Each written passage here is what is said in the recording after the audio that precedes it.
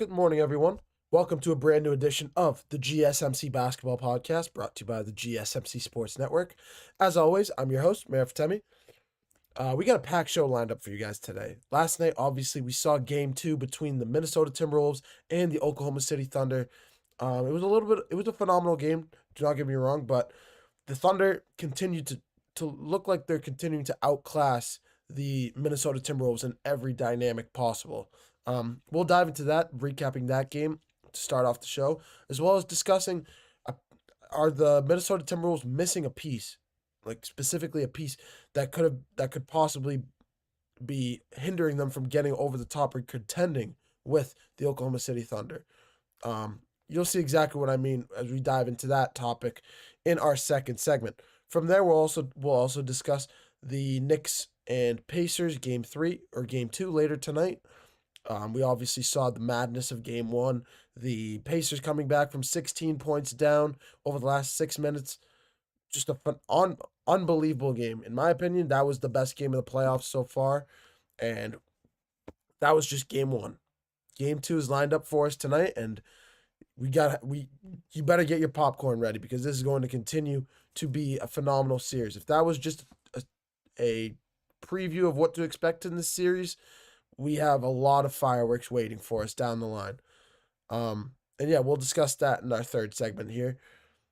We'll also discuss David Adelman. David Adelman being officially hired by the Denver Nuggets.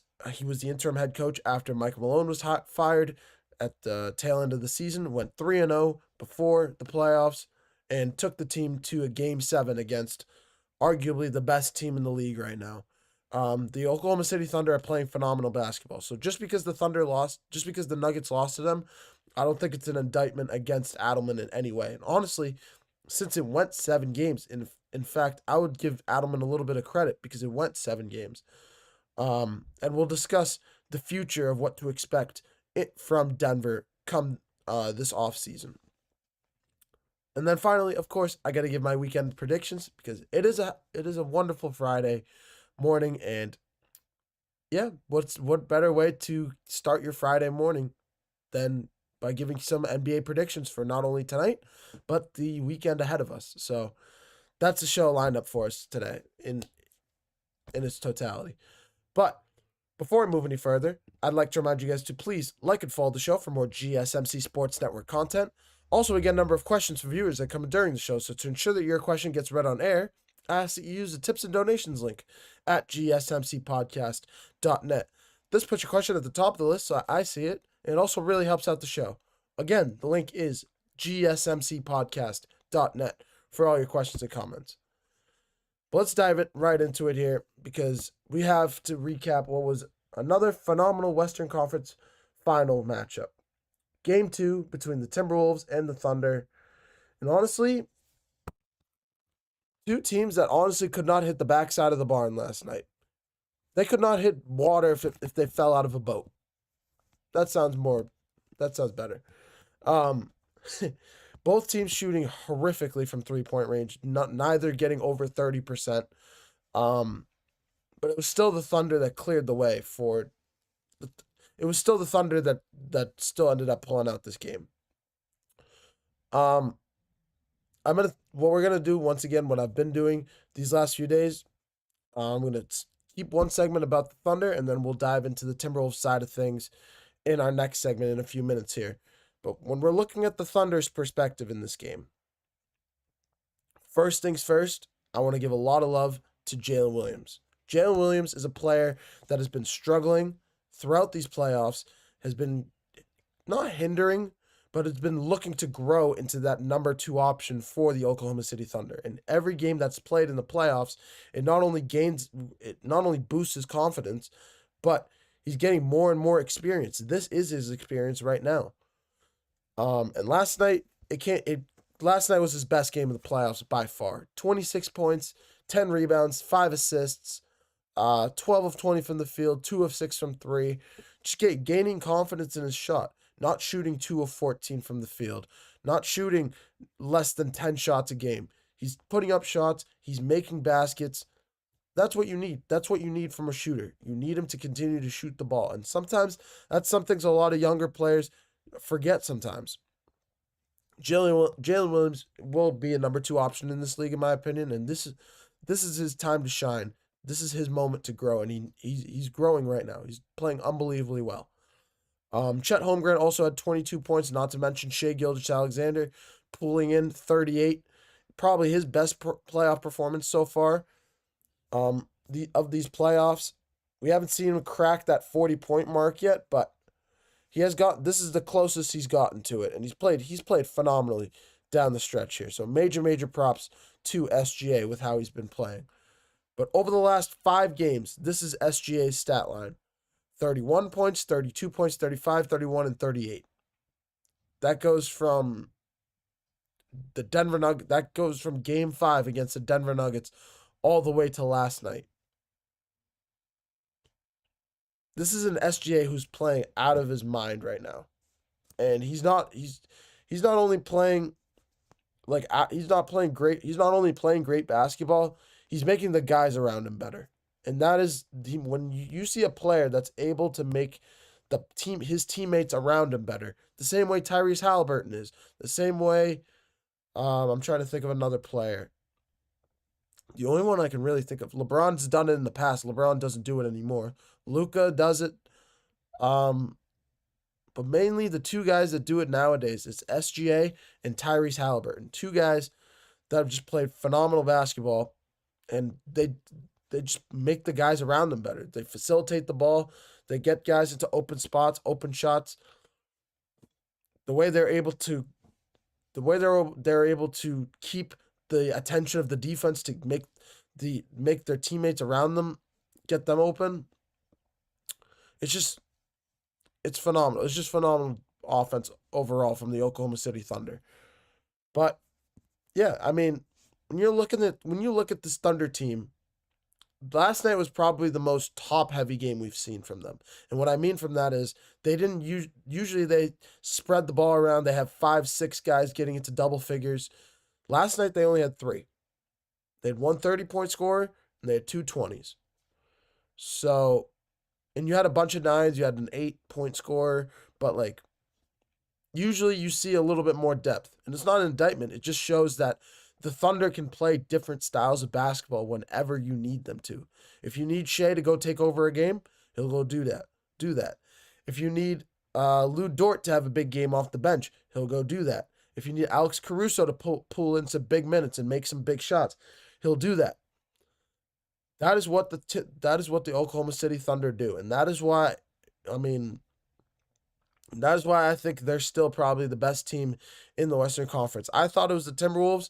I thought if Anthony Edwards had a bounce-back game, I thought the Timberwolves were going to come back and tie this series up at 1-1. And Anthony Edwards did have a good game, and we'll talk more about that in the next segment. But when you look at this Thunder team, it is almost impossible to beat them it's almost impossible to beat them without multiple reliable scorers. And yeah, that's kind of giving a sneak peek into our next segment here, but you need more than one reliable scorer if you are to beat this Thunder team. The reason why the Nuggets pushed it to 7 games, because they have Jamal Murray and Jokic. They have Aaron Gordon, and they have, Christian Braun showed up a little bit later in the series, but he still did. You saw Jordan Strather have a big Game 6 in the fourth quarter. Fourth quarter in Game 6. This is what I'm talking about when I'm saying you need guys like that to knock off this Thunder team. You need guys to step up in big moments.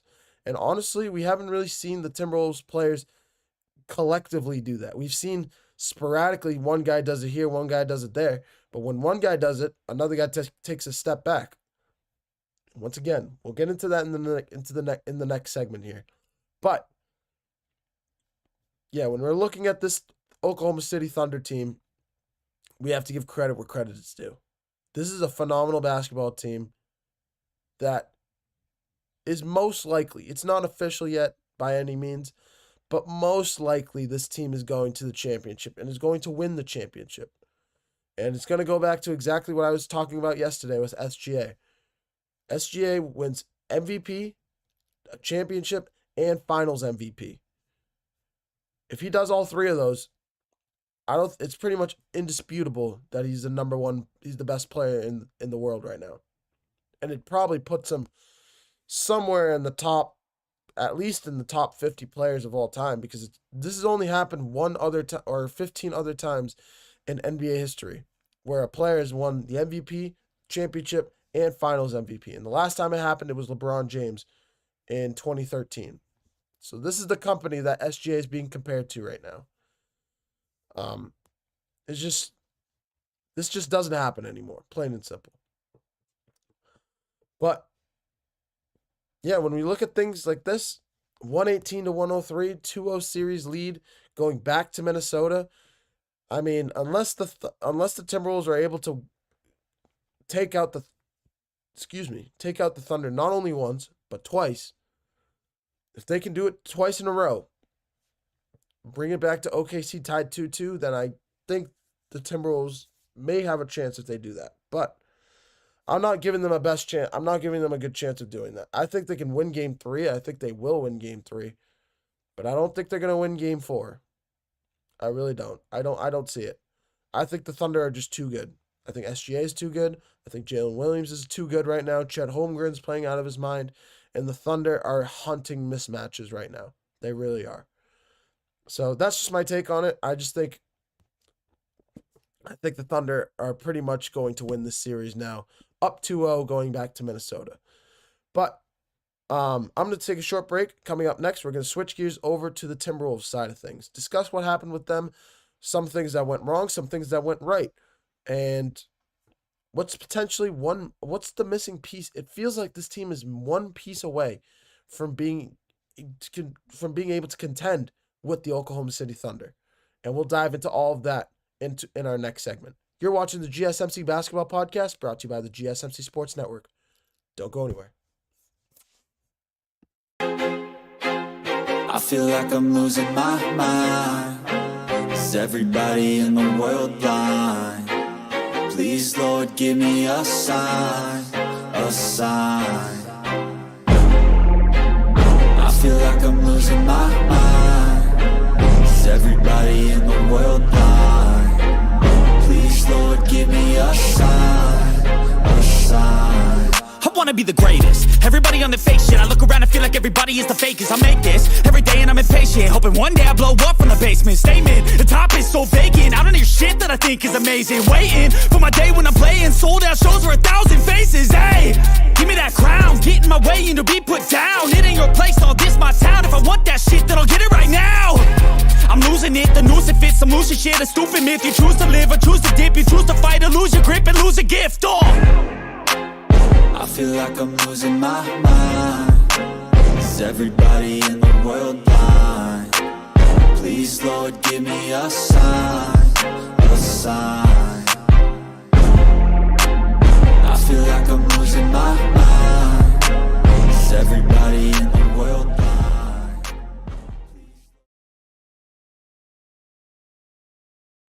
Good morning, everyone. Welcome back to the GSMC Basketball Podcast, brought to you by the GSMC Sports Network. As always, I'm your host, Mehrob Fatemi. Getting into our next segment here, we're going to switch gears over from the Oklahoma City side of things and jump over to the Timberwolves. Because honestly, especially with these Western Conference Finals, it's just better to break these up just because it makes them easier to talk about, more things to talk about, more detailed analyses, and I know you guys love that. But in this segment, we're going to dive into what happened to the Timberwolves, some things they did right, what went wrong for them in this game, and potentially one missing piece. The missing piece away. Oof. Excuse me, guys. Just give me 2 seconds. I'll be right back. I'm so sorry.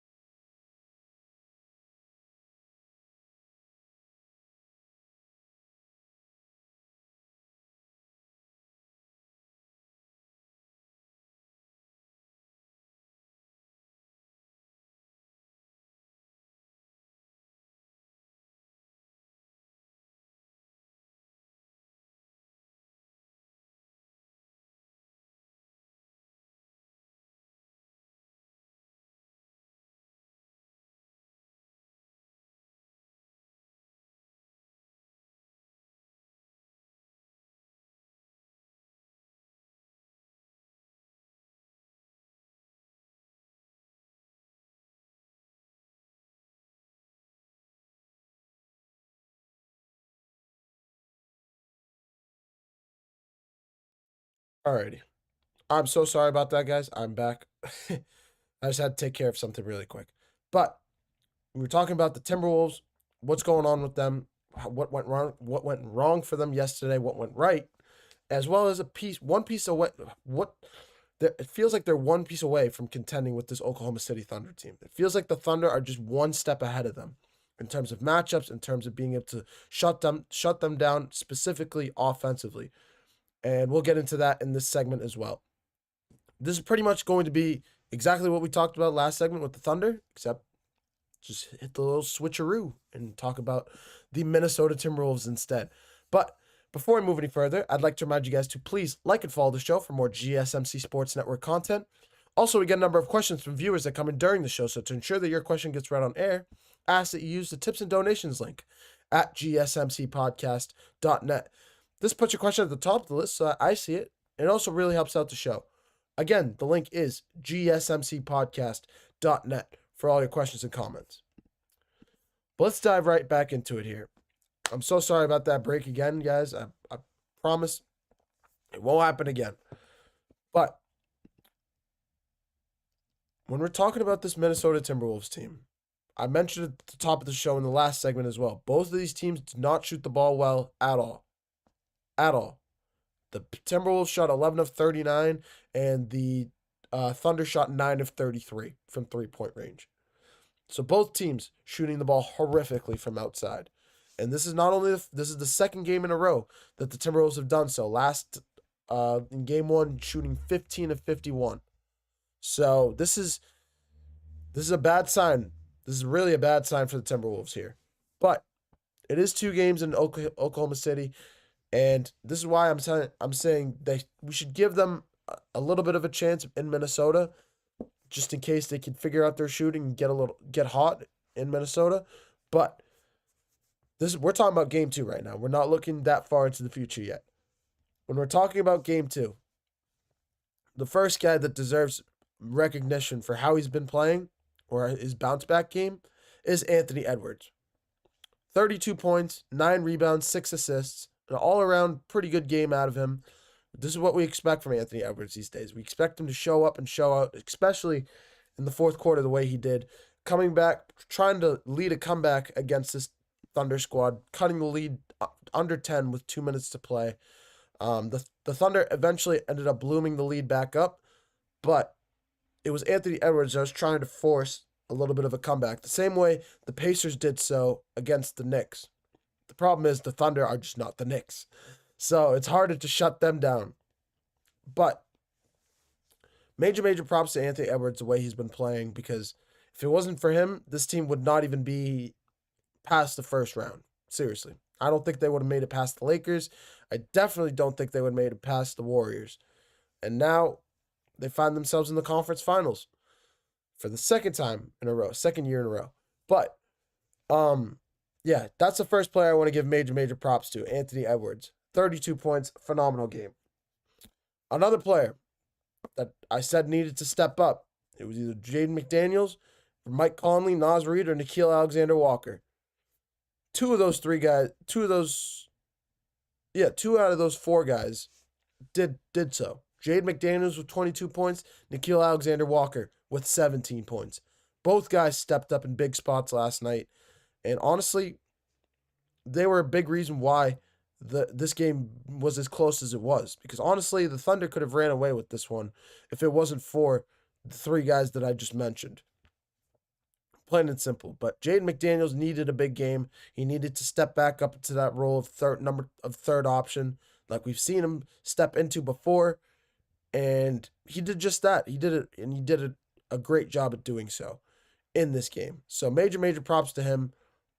He's obviously going to continue to be the defensive guru that we know he is as a wing perimeter defender, but his offensive game is incredibly underrated. And when it gets going, this Timberwolves team is borderline impossible to beat.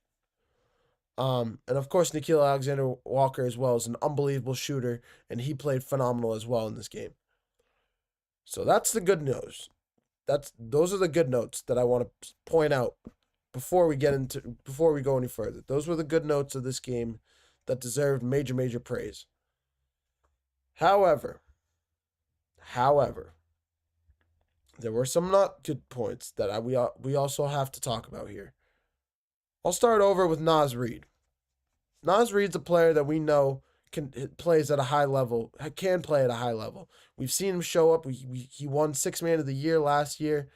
He's one of the best players in the league. He's one of the best players in his position in the league as a sixth man coming off the bench. This is now 2 games now that he struggled. Game 1, I believe he only had 8 points in game 1. He had 6 points in game 1. He had 0 points through like 22 minutes or something crazy. In game 2, he only had 10 points. He did have 8 rebounds, but he had a very inefficient 10 points. And this is becoming a little bit of a theme now with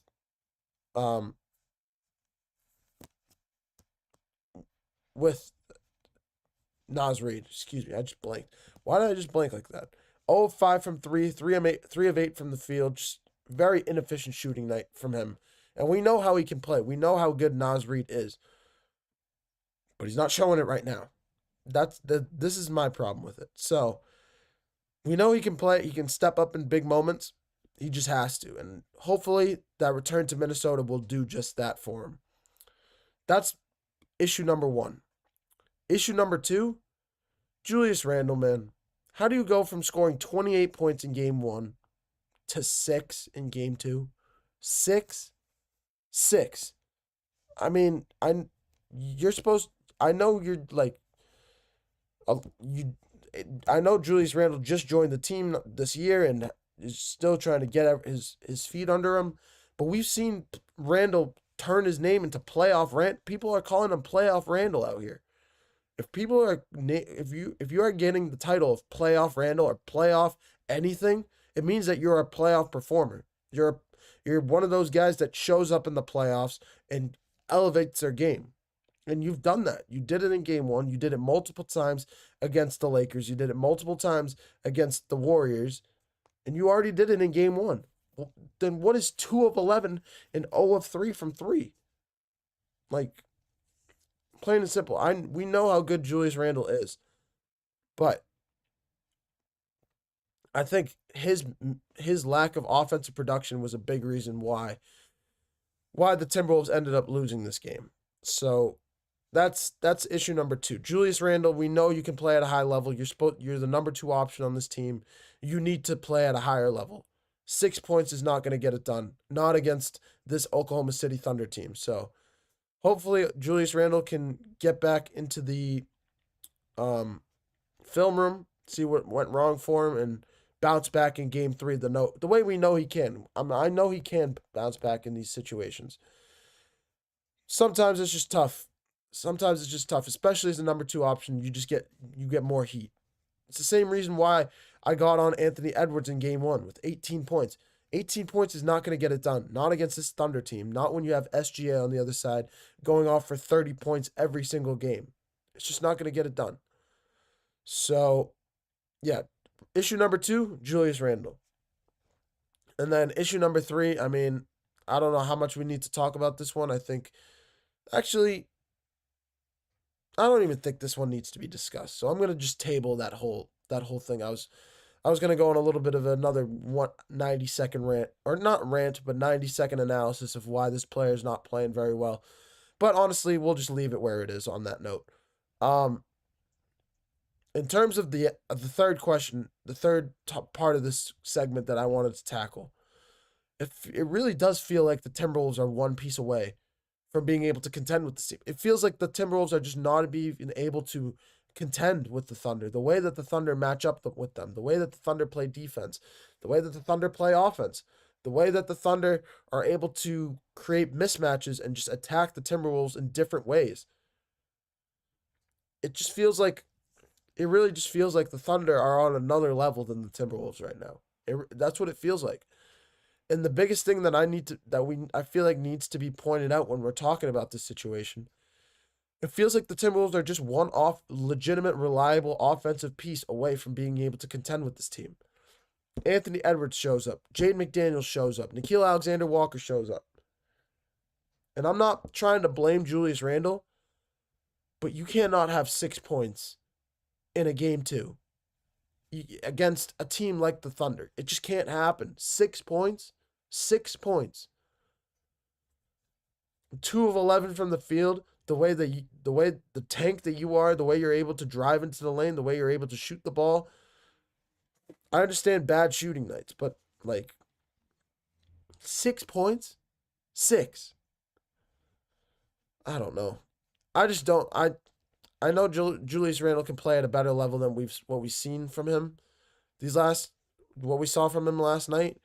But I think that offensive piece would put them over the top and actually have them contending with this Thunder team. I think they would be able to. I think it would not only be a deeper team, I think they would be able to run in transition with them better. I think they would be able to deepen their bench with them. There's rumors circulating about a Kevin Durant potentially joining Anthony Edwards in Minnesota. Whether that actually happens or not, I'm not willing to bet on it. I'd probably be more inclined to think that either the Spurs or the Warriors could be in contention for him over the Timberwolves or the Miami Heat. One of those 3 teams. But it just feels like the Timberwolves are just one piece away from being able to contend with the Thunder. And that is the offense that is lacking. I think their defense is fine. They've been able to stop OKC multiple times, and it was a big reason why they pulled off a little bit of a comeback in that fourth quarter, cutting the deficit from 16 all the way to under 10. But in the end, it was the offensive inefficiency, the offensive inconsistency that spelled the defeat for the Timberwolves in game 2. That's just my take on it. And yeah, I'm going to leave it on that note because we got more topics to discuss. And I already took a little bit of a 4-minute break. I apologize again for that. But we got to keep this show on the road because there's a lot more to discuss coming up next on the GSMC Basketball Podcast. Next, we're going to look at previewing Game 2 between the Indiana Pacers and New York Knicks. 2 teams. We saw Game 1, how these 2 teams battled it out. If that was just a taste of what to expect as the series draws on, we are in for possibly one of the best series in recent NBA history. I really think so. You're watching the GSMC Basketball Podcast, brought to you by the GSMC Sports Network. Don't go anywhere. Looking for your daily fix of sports talk without having to pay for it? GSMC Sports Network is available on YouTube. Just search GSMC Sports Network. Get your fix of daily sports talk shows on YouTube, absolutely free. NFL, college football, NBA, MLB, MMA, UFC, fantasy football, and so much more. GSMC Sports Network has shows running all day long, with new sports shows starting every 2 hours. Just like on your favorite cable sports channel, except GSMC Sports Network is absolutely free. Just search GSMC Sports Network on YouTube to catch one of your new favorite shows, like the GSMC College Football Podcast, Chip Shot Football Podcast, Hoops and Heels Women's Sports Podcast, GSMC Basketball Podcast, and so many more. Check it out for yourself. GSMC Sports Network, now available on YouTube absolutely free. Search GSMC Sports Network on YouTube right now.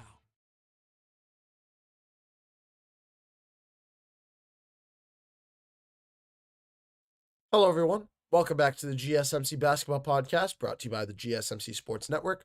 As always, I'm your host, Mehrob Fatemi. Getting into our next segment here, we're going to switch gears from recapping last night's game to previewing tonight's game between the Indiana Pacers and New York Knicks. 2 teams. Oh, my God, was game 1 one of the best games, easily the best game of the playoffs so far. It was absolute madness. We saw the Pacers come back from 16 points down over the last 6.5 minutes, force overtime off a miraculous shot by Tyrese Halliburton, and then just take over in overtime. Both teams going back and forth, but the Pacers defense holding strong in the closing seconds to pull out a win in New York. Honestly, a lot of people want to call it a Knicks collapse. I really don't think so. I think the Pacers just outplayed them over that last 6.5 minutes, and frankly, their defense stepped up, their offense stepped up, every aspect of their game that you can think of. Offense, defense, team unity, being able to shoot the ball. All their shots were going in. My God, Aaron Nesmith hit like 3 or 4 clutch threes over the last 6.5 minutes. Tyrese Halliburton hits clutch shots. Pascal Siakam hit some clutch shots. Obi Toppin with a big dunk. This is all around. It was a phenomenal game. Phenomenal game. But if that was just game one, I'm not sure what the madness that game two has in store for us tonight. This is already an unbelievable series. And there was only one game played. I think if you had to ask me, I think the Knicks. I mean, this is a must-win game for the Knicks. You're at home on your home floor. You drop game one. You're now in game two. If you lose this game, you're down 2-0 going back to Indiana, hitting the road to go to Indiana, where Indiana plays phenomenally at home. I think they've only lost one game. No, they've lost. Both of their games that they've lost have been on their home floor. No, only one. They've only lost one game on their home floor. And they've only lost one game on the road as well, which is crazy. But this is a Pacers team that's just playing unbelievable basketball. I think they're destined to go to the finals, and whoever faces them in the finals is going to have a tough time as well. Whether it's the Thunder or the Timberwolves, I don't think either of those teams can get past the Pacers with any ease. I really don't think so. I think it goes 6 or 7 regardless of whoever they face. But I think the madness that we have in store tonight, I think the only madness that would happen is if the Pacers somehow pull off another win. If they pull off another win in New York, the series is over. I'm sorry, but this series is over in either 4 or 5 games. And I don't think there's anything that the Knicks can do about it, even if they wanted to. The Pacers are just that good. They're that deep. Their style of basketball just does not match up with the Knicks whatsoever. The Knicks might have some offensive pieces like Cat, Jalen Brunson, OG Anunoby, Josh Hart, Mikal Bridges. You have a bunch of guys that can play basketball at a high level.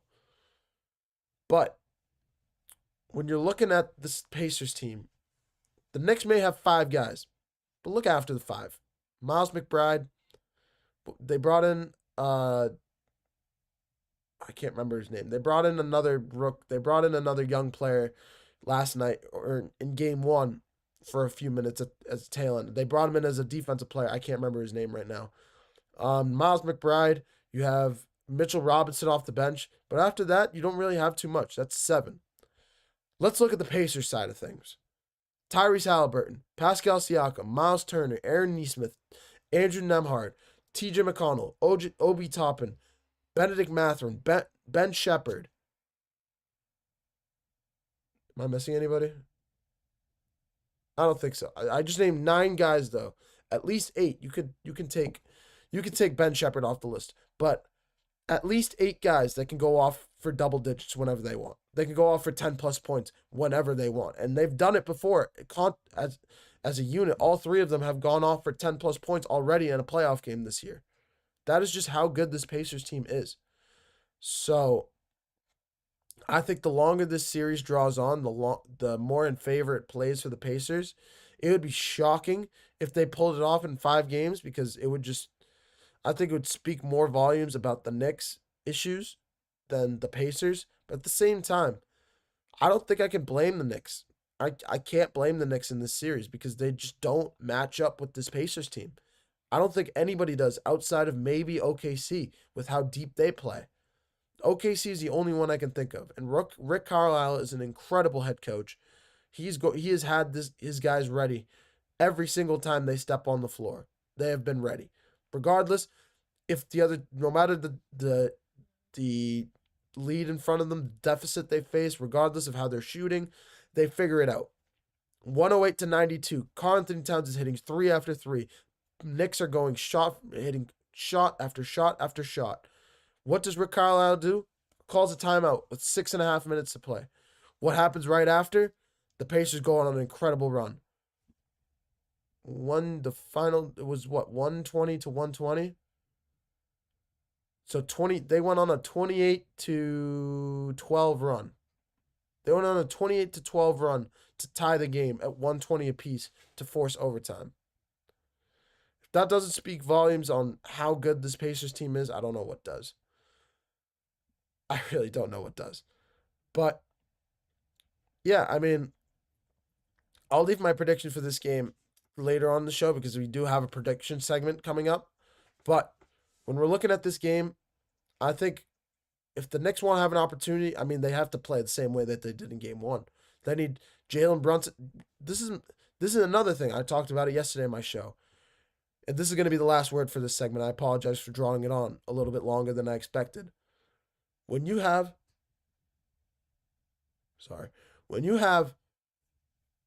Karl Anthony Towns go off for 35 points, you have Jalen Brunson go off for 43 points, you have OG Anunoby go off for 22 points, you have a bunch of guys collectively playing at an incredibly high level.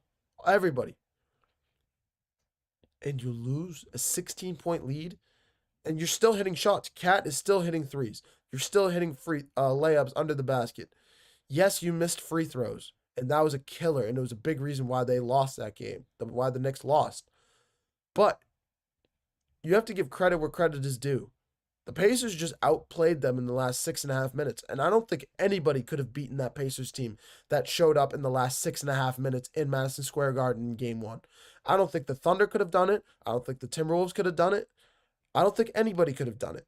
The Pacers just played 6.5 minutes to the closest vision of perfection that I've seen in my time watching the NBA playoffs.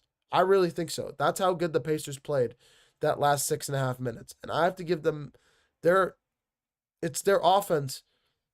Well, it's their defense that got it done first, but then their offense being able to attack the hoop, their shooting getting going. Tyrese Halliburton taking over in the game.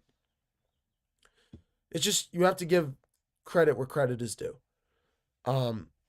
But yeah, you have to play the exact same way if you have an opportunity. If the Knicks want to have an opportunity, they need to feed Jalen Brunson the ball early on, get him going. They need to get Karl Anthony Towns going, and they need to get 2 out of those 3 role players out.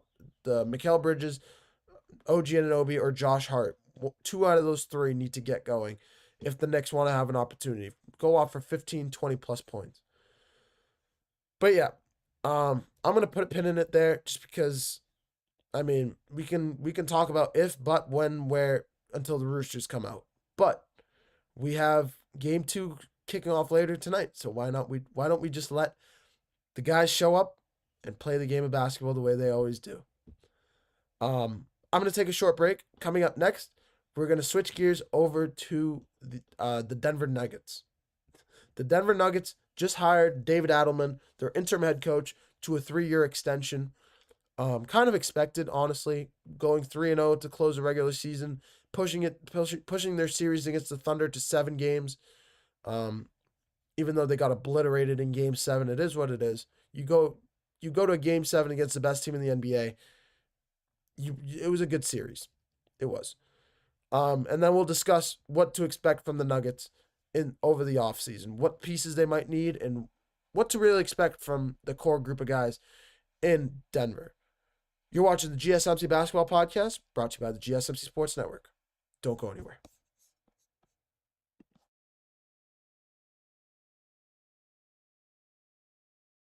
For the best and latest podcasts available anywhere, go to the podcast app on your cell phone and type in GSMC to access free content-rich podcasts on health and wellness, book reviews, sports, entertainment, relationships, social media, movies, technology, finance, and even weird news. Subscribe and download the GSMC Podcast Network's family of shows, available everywhere podcasts are found.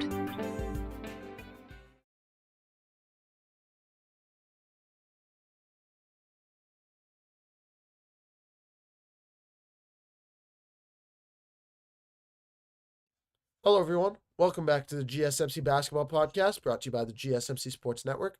As always, I'm your host, Mehrob Fatemi. Getting into our next segment here, we're going to switch gears from the NBA playoffs over to the NBA offseason, as well as a coaching move that just came in pretty much right after my podcast yesterday, funnily enough. But it was a phenomenal, it was a good signing, I think. the Nuggets signing David Adelman to a 3-year extension. Obviously, we remember how shocking it was when we saw Mike Malone get fired. When he was released by the Denver Nuggets, everybody was shocked. Just a week left before the playoffs, you're cutting your head coach, an NBA championship caliber head coach that won the championship 2 years prior. You cut him off at the knees, and you bring David Adelman in as an interim head coach. And honestly, Adelman was in the works, was behind Malone for a while. Nothing's been confirmed yet. I've seen some reports though from Shams, from Brian Windhorst. It looks like the Nuggets were kind of planning on doing this in terms of firing Mike Malone for a couple years now. The reason why they waited on it was because Mike Malone won the NBA championship 2 years ago. But especially after a Game 7 loss against the Timberwolves, as well as some news that came out of the locker room with him and getting into a little bit of a personal relationship, not a personal relationship, but giving some extra second chances to Russell Westbrook, whatever you want to call that, just saying, we'll give you a chance here. I think they're referring to the play against the Timberwolves in double overtime when Russell Westbrook missed an open layup, and then on the other side of the court in the waning seconds, fouled a 3-point shooter that gave him the go-ahead free throws to win the game. I think that's the only thing I can think of in terms of giving Russell Westbrook a second chance after that. But at the same time, it's Russell Westbrook. He's a Hall of Fame talent. Mistakes happen. And he's played exceptionally well. He played exceptionally well in the playoffs. So we have to give credit where credit is due to Russell Westbrook. But this is David Adelman, who's been sitting behind Mike Malone for about 6 or 7 years prior to this, sitting on the bench as an assistant coach and just watching and learning as the art of being a head coach. And this is his chance. He proved himself in the playoffs. He did look a little stagnant, and it looks like the coaching change has had an impact on Nikola Jokic as his numbers have taken a little bit of a dip. But, and I say but, the players like Jamal Murray are playing well. The team as a whole is playing well in terms of team unity. Everybody was playing. The Nuggets looked deep for a second. They looked like they had 5-6 guys that could go off for 10 plus points whenever they wanted to. And that is a sign of great depth, something that we've lamented that the Nuggets didn't have. So I like this hire. I think this is a good hire for the Nuggets, even though I have seen some Nuggets fans out there saying that he hasn't played. He didn't coach very well. I think if you go to a Game 7 against the best team in your conference, the team that's most likely destined to win the NBA championship, I think you get a little bit of a pass that you lost a Game 7, or you got obliterated in a Game 7, I should say. It's your first year. Not even a year. You got like 2 months of being a head coach, and you went to a Game 7 against the Thunder. Plain and simple, that's a great performance from David Adelman, and we have to give credit where credit is due. In terms of what's next for the Denver Nuggets, this is where things get tricky. First things first, I don't know what to expect from Nikola Jokic here. I don't know exactly how his contract is shaped up to, what his contract is shaped out to be. I'm going to look that up right now. But in terms of Nikola Jokic, I don't think Nikola Jokic likes this hire at all. I really think he misses Mike Malone because of how he's been playing. Okay. I was going to say he might opt out of his contract. There's no chance that Nikola Jokic opts out of his contract until 2027. So that's not happening. But when you're looking at the Denver Nuggets, it just feels like Nikola Jokic, he definitely has had a dip in his numbers. No doubt about it. Going from 30-point, 20-rebound games, even 30-point, 15-rebound games. We saw that that was pretty much consistently. We saw that to 13, 10, and 10, 17, 10, and 10, 25, 8, and 7. It just looks like his numbers have taken a dip since Mike Malone was fired. And I've said it a couple times. Outside of that Game 1 where Nikola Jokic had 40 and 22 or 42 and 22 rebounds against the Oklahoma City Thunder. Outside of that game, we haven't seen Nikola Jokic show up in Nikola Jokic fashion the way we know he can and dominate a game. Whether that has to do with injury, whether that has to do with coaching change, that's yet to be seen. But I think that's going to be something interesting to watch as we go into the summer and into the offseason. But what's next for this Denver team in the offseason? I think, number one, you need to deepen your bench. You have to. You have Aaron Gordon. You have Nikola Jokic. That's awesome. You have Jamal Murray. You have Russell Westbrook. That's awesome. I think you can potentially look to move a Michael Porter Jr. and or a Christian Braun to get another decent role player. Say you could get your hands on Tim Hardaway Jr. Say you could get your hands on Asser or Amon Thompson. Even though I don't think Detroit or Houston would get rid of either of those guys.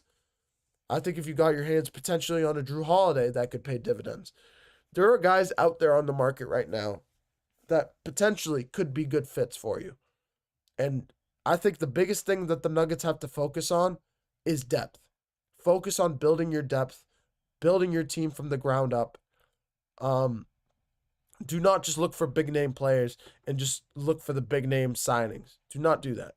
Look for a smart signing. Go for small forwards, shooting guards. Try and build your shooting portfolio while adding Nikola Jokic to attack the inside, because that would make you a multi-dimensional team that would be borderline impossible to guard. Can you imagine if you have Nikola Jokic driving into the lane and then you say you have a Klay Thompson on one side, you have Tim Hardaway Jr. on the other side, you have Jamal Murray at the top of the key, you have Aaron Gordon sitting in the corner.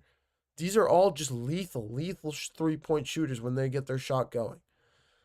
I'm not saying they should get a Klay Thompson. I think Tim Hardaway Jr. could pay dividends. I don't think Klay Thompson works. But say you could get Colin Knippel, even though I think Colin Knippel is probably going to be a top 10, top 15 pick in this year's draft. I think Colin Knippel could be beautiful for the Denver Nuggets if he can get drafted there. There are guys out there that I think could pay dividends for this Nuggets team. Just focus on your depth, focus on shooting, focus on trying to build, like I said, building your team from the ground up. That is what they need to focus on doing, first and foremost. But congratulations to David Adelman, going from assistant coach for a long time to now a head coach for 3 years. And we'll see how he does. We'll see how this Nuggets team looks in 3 years. And we'll probably give him a multi-year, year-by-year analysis to see how he's growing into the role. But yeah, it's just phenomenal hiring. And we'll see how this team does in the offseason. I think they'll be a busy team in the offseason. I really do. But yeah, I'm going to leave it on that note. Coming up next, we're going to go switch gears back over to the playoffs, and I'm going to give my weekend predictions for what to expect in the NBA playoffs. We have games tonight. We have games on Sunday. We have games everywhere. And honestly, thank God for basketball, because basketball is awesome. Thank God for basketball. I wanted to check one more thing. Is there 3 games tonight? Yeah, there is 3 games over the weekend. We have Pacers tonight. We have Thunder Timberwolves tomorrow, and then we get Pacers Knicks once again on Sunday. You're watching the GSMC Basketball Podcast, brought to you by the GSMC Sports Network. Don't go anywhere.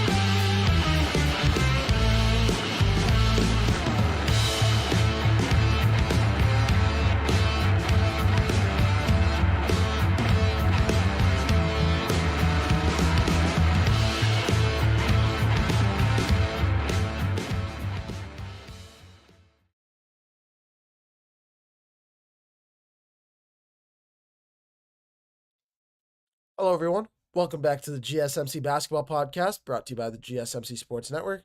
As always, I'm your host, Mehrob Fatemi. Getting into our next segment here, we've talked about the playoffs. We recapped games. We've previewed games. We've talked about some off-season news that's already coming out, and this is the style of shows that we're going to have over the next couple weeks. So I hope you guys can bear with me here. We got the turning of the tide with the playoffs. We got the introduction of the offseason, and we're getting both. We're getting a mix of both worlds right now.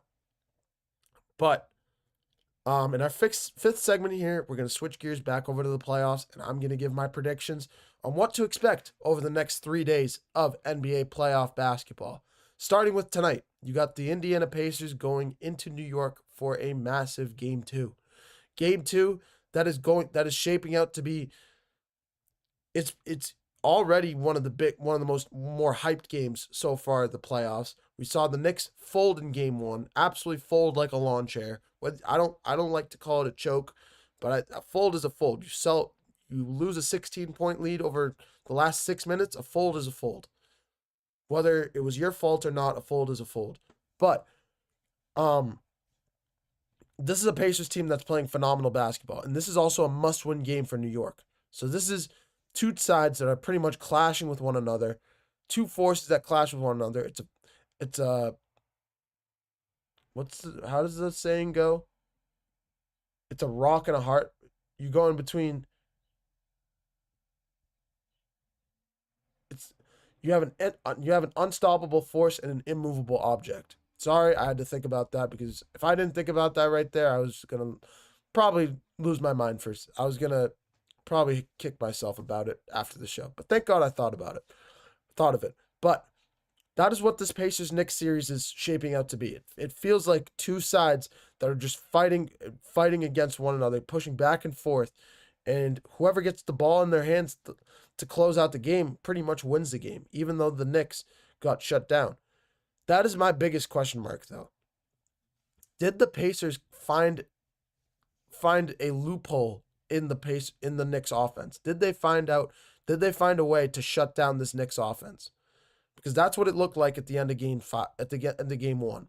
It really did. Over the last 6.5 minutes, tell me the last time you've seen Jalen Brunson finish with 7 turnovers. 7.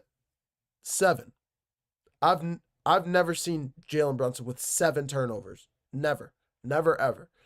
You might see 3, you might see 4, but 7, no. That is something that I've never seen.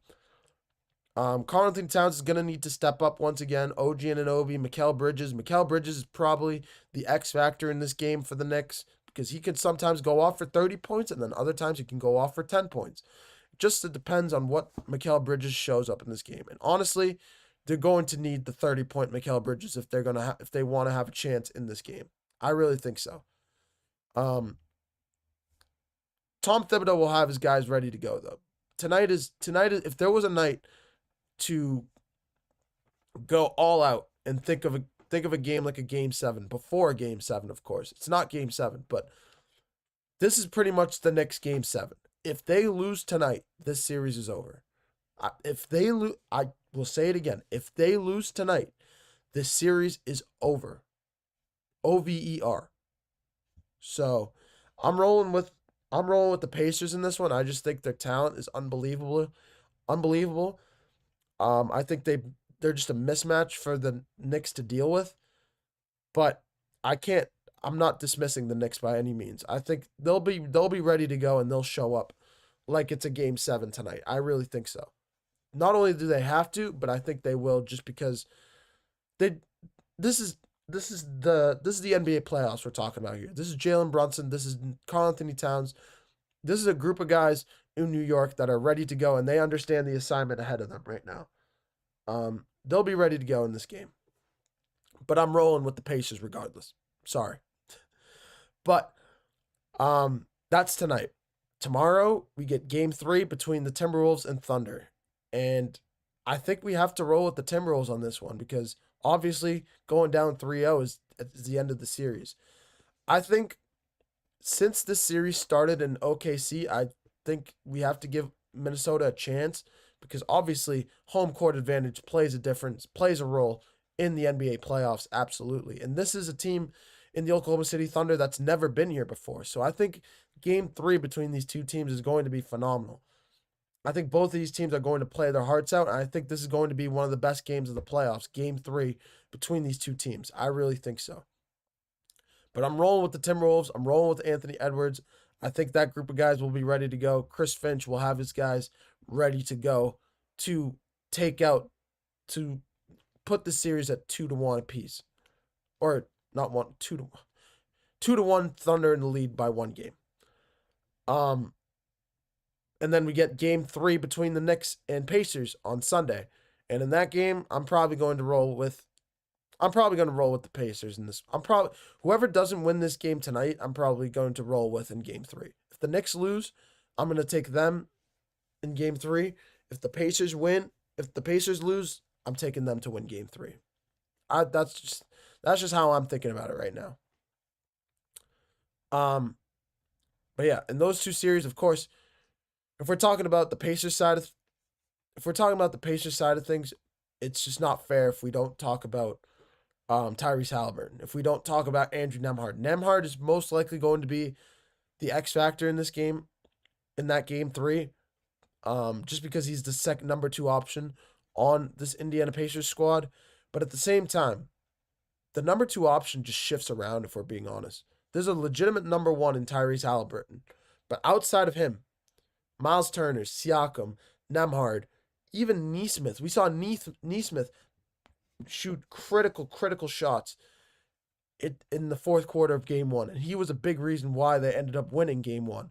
So we have to give him credit where credit is due. Because if it was not for him, I don't think the Pacers win game 1. I really don't think so. So yeah, we have to give credit where credit. I think Nesmith, Nembhard, the entire depth of the Indiana Pacers team is the X factor in this series.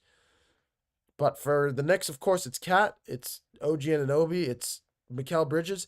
It's the stars that have to show up. If you want to beat the Indiana Pacers, you have to beat them at their own game. And the only way to do that is offensively. You have the Pacers look at you and say, we're going to outscore you, and there's nothing you can do about it. We're going to shoot the basketball more than you, and you have to... We're going to shoot the basketball more than you. Try to stop us. I don't know why that was so hard. Sorry about that. But this is a Knicks team that needs to step up in this moment. Tom Thibodeau's pretty much coaching for his... this is for his job right now. He's coaching to retain his job for another season. If he loses this series, I think he will most likely, not 100%, but most likely will lose his job, unfortunately. And this is Tom Thibodeau that's been around the league for forever. He's been around the league for ages. He's a big part of what the Knicks do, and he set up he pretty much grew and set up the culture that New York has today. But his issues in the playoffs, the way he coaches his guys, like when you have a guy like Mikal Bridges, who's renowned as an Iron Man, a guy that's never missed a game in the NBA, not only in the playoffs, but in the NBA regular season, has never missed a game in his career. This is Mikal Bridges that we're talking about here, saying, oh, you're playing us 50 minutes a game. We're all getting exhausted. I don't know exactly what his quote was, but it was along those lines. Look up Mikal Bridges, Tom Thibodeau quote. But yeah, this is a Tom Thibodeau that's going to be coaching for his job right now in New York. And we'll see how it all shapes out. I think it depends on how tonight plays out. If the Knicks can win tonight, they're not in a good spot. Do not get me wrong, but they're in an okay spot. They can get it done. All they need to do then is to split with Indiana in Indiana. If they can do that, they have an opportunity to come back in this series. But I don't think so. I really just don't think they have it in them. And on top of that, I think the longer that this series draws on, like I said earlier in the show, the longer this series draws on, the more it plays in the favor of the Indiana Pacers, the more it plays in the favor of their depth, of their transition style basketball, of their speed. The Pacers just love to push the basketball, push it down the floor, play at a fast pace, similar to the Oklahoma City Thunder. If the Pacers do that, And if this series draws on and they continue to play at that tempo, I don't see the Knicks getting it done. I really don't. But I'm going to leave it on that note. We have another, of course, I just labeled down, if we're going to put an overview of all my predictions, by Monday we should see, a 2-1 series either way. 2-1? Am I making that, is my mathing?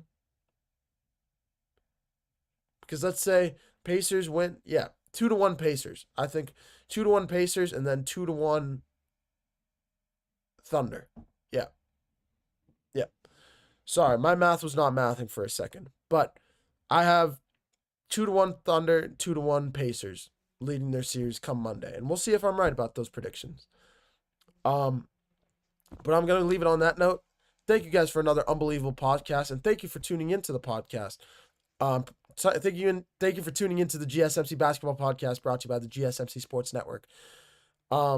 As always, your support means a lot to us, so please remember to leave a positive review in the comments below. Whether it's positive, whether it's negative, please let us know what we're doing well. Let us know what we can improve upon.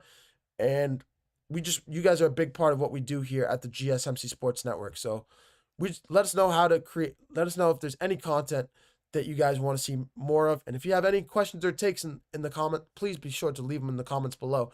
And I'll make sure to answer those as soon as I can. For more content and updates, be sure to follow us on Twitter, TikTok, Instagram, and Snapchat. Thank you guys for another unbelievable podcast. Pacers, Knicks later tonight. Thunder, Timberwolves tomorrow. Pacers, Knicks Sunday night. I'll see you guys once again on Monday and bright and early at 9 a.m. This is Mehrob Fatemi, the host of the GSMC Basketball Podcast, signing off. Bye-bye. I hope you guys have a wonderful rest of your Friday afternoons and a phenomenal weekend. Bye-bye.